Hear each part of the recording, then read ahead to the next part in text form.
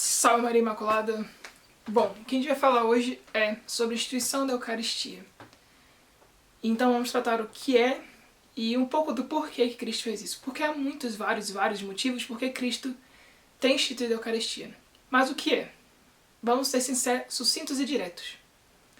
Cristo, no momento da última ceia, tomou o pão e proferiu as benditas palavras: isto é o meu corpo, e depois proferiu: isto é o meu sangue. Então comecemos a analisar isto. Nos relatos bíblicos, a gente vê o quê? Que a palavra de Cristo, ela tem poder para fazer, digamos assim, o que quiser. Porque ela tem poder. Botemos assim, ela tem poder. E a gente vê como isso.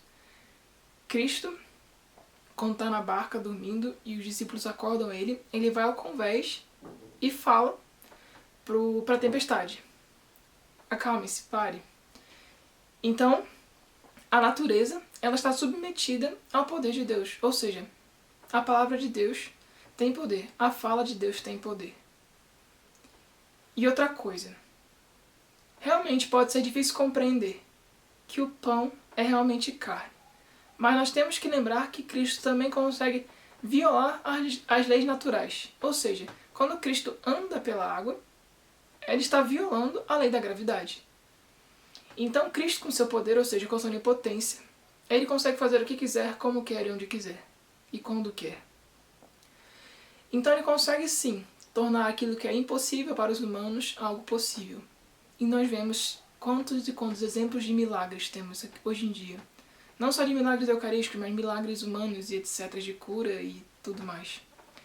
Então para Deus sim, é possível transformar o pão em carne e o vinho em sangue. E ele faz isso por meio da transubstanciação. E o que é isso? A transubstanciação é a mudança do pão, da substância do pão em carne e a substância do vinho em sangue. Ou seja, nós temos o véu sacramental, que é o pão e o vinho, mas a substância, a essência da Eucaristia, da hóstia consagrada, é sim carne e sangue. E Deus, sabendo da nossa incredulidade, da pequenez da nossa fé, né? Sois homens de pouca fé, realmente somos. Ele nos dá vários e vários milagres eucarísticos durante a história da igreja, a história da humanidade, para provar que realmente é, sendo que não era necessário. Porque a Eucaristia é um milagre, é um mistério de fé. Então temos que crer. Então o Espírito Santo põe em nossas almas a virtude teologal da fé, para que realmente consigamos crer no invisível, para que consigamos crer visivelmente no invisível, porque sim, a Eucaristia está velado pelo véu eucarístico do pão. Então nós vemos Deus provando: olha, isso realmente é, porque ele fala, isto é. E se realmente as palavras de Cristo são certeiras, como foi ele mandando acalmar a tempestade, para a Eucaristia também seria. Então ele não fala. Se ele quisesse falar, isto representa o meu corpo, ele teria falado, isto representa. Se ele quisesse falar, eu estou presente neste pão, ele teria falado. Mas não. Ele falou, isto é o meu corpo, eu sou este pão. Por quê? Porque ele mudou a substância. A substância que era pão virou a carne divina de Cristo. A substância que era vinho virou a substância do sangue de Cristo. Então nós vemos milagres. E o mais conhecido e o que mais chama a atenção, que eu conheço, mas é muito famoso, é o milagre de Lanciano. Bom, Lanciano é uma cidade da Itália. E um dia um padre não estava crendo, estava duvidando do mistério eucarístico. E quando ele vai celebrar a missa, e ele consagra a Eucaristia, consagra o sangue, a Eucaristia vira carne e o vinho vira sangue. Então, ele cai em êxtase, né, e começa a contemplar o mistério. Então, muito tempo se passou, porque esse milagre foi no ano 700, e hoje em dia ainda está conservado. Nós conseguimos ver o milagre, e hoje em dia a ciência estudou o milagre, ou seja, foram ver a carne, foram ver o sangue, e fizeram uma análise científica. E foi visto que a carne que estava na Eucaristia vem do miocárdio, ou seja, do coração, e o sangue que estava presente na carne é o mesmo sangue que estava presente no vinho. É o mesmo sangue. mesmo tipo. Então aí é Deus claramente provando a Eucaristia, provando esse mistério de fé. Então, Cristo instituiu a Eucaristia, este grande, gigantesco e profundo e infinito mistério, que nenhum ser humano vai conseguir desvendar aqui na Terra. Por mais que estudemos, por mais que consigamos ler e viver o mistério da Eucaristia, quão grande é esse mistério? Porque nesse mistério se encaixa a infinitude de Deus. Ou seja, a imensidão, a infinitude de Deus num pequeno pão. E agora eu pergunto, por que Cristo quis fazer isso? Cristo quis fazer isso, primeiro, porque Ele quis. Porque Ele é Deus, então Ele decide o que fazer. Mas Ele fez isso não por um motivo egoísta, mas sim porque nos ama profundamente. Ele nos ama tanto que despojou-se de sua divindade, de sua realeza no céu, e desceu até a terra para estar presente conosco. Fez isso primeiramente na encarnação no seio da Virgem Maria. E não querendo ficar longe de nós, porque lá no céu ele não fica, digamos assim, realmente, materialmente presente conosco, instituiu a Eucaristia para que ele ficasse presente. E por quê? Porque aquela pessoa que ama quer estar presente. Cara, quando nós viajamos e deixamos nossos pais aqui, nossos pais querem que nós estejamos de volta. Por quê? Porque eles querem estar presentes conosco. Eles querem a nossa companhia. Por quê? Porque eles nos amam.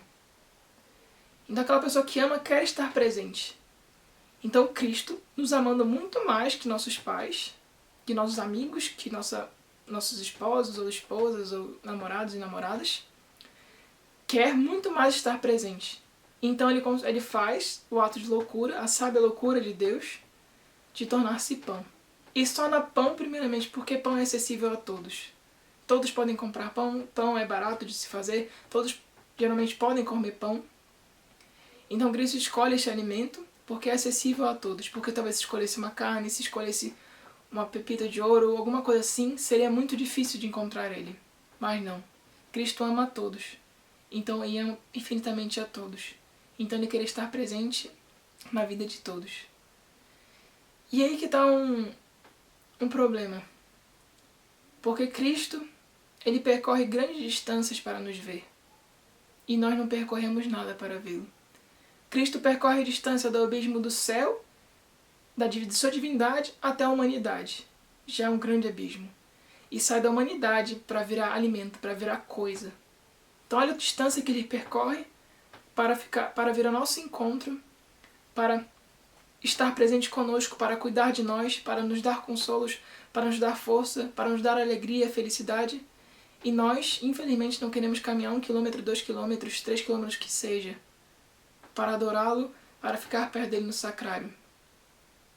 Santa Teresinha vai falar assim: eu gosto de estar no sacrário, porque estando lá o meu Pai me vê, Jesus Cristo, e ele se alegra com isso. Então, ir ao sacrário é alegrar o coração de Cristo. E se você ama a Cristo, se eu amo a Cristo, a gente tem que visitar. Porque aquela pessoa que ama quer fazer a outra feliz. Cristo só instituiu a Eucaristia para que eu fosse feliz, para que você fosse feliz. E por quê? Porque Ele ama. Quando duas pessoas se casam, elas não se casam para se fazer feliz, mas para fazer o outro feliz. Cristo instituiu a Eucaristia para nos fazer feliz. E a gente perde a felicidade. Santo Agostinho vai falar: o encontro com Deus é o encontro com a própria felicidade. São José Maria Escrivá, quando ia entregar a Eucaristia, tinha o desejo no seu coração de falar: eis aqui a verdadeira felicidade. Encontrar a Cristo no sacrário nunca é um momento de perda de tempo ou de desgaste. Não, porque a gente sempre ganha. Porque quando nós vamos fazer Cristo feliz, quando nós vamos alegrar o coração de Cristo na Eucaristia, nós encontramos o próprio amor, a própria felicidade e a própria santidade. Mas não. A gente não crê. A gente não ama. A gente acha que crê, a gente acha que ama, a gente acha que valoriza a Eucaristia, mas não valoriza. Quantos católicos não creem na Eucaristia? Quantos católicos com ideias protestantes não creem na Eucaristia? Acho que é um símbolo. E aí eu viro quantos satânicos creem na Eucaristia. Porque eles vão lá. Diariamente tem hóstias consagradas, roubadas para se realizarem rituais satânicos. Entende? Então o demônio incute na alma desses satanistas a fé à Eucaristia. e católicos não creem na Eucaristia. Pessoas odeiam a Jesus Cristo e creem na Eucaristia. Nós amamos a Jesus Cristo e não cremos na Eucaristia e não damos valor à Eucaristia. Então, essa é a hora. Vamos amar, vamos continuar a caminhar, vamos pedir a Deus: Senhor, dai-me a graça de vos amar e crer mais na Eucaristia. E peçamos a Nossa Senhora, que é a mãe da Divina Eucaristia, e que creu primeiro na palavra do anjo, que creu que Jesus Cristo seria encarnado, para nos dar a fé necessária para isso.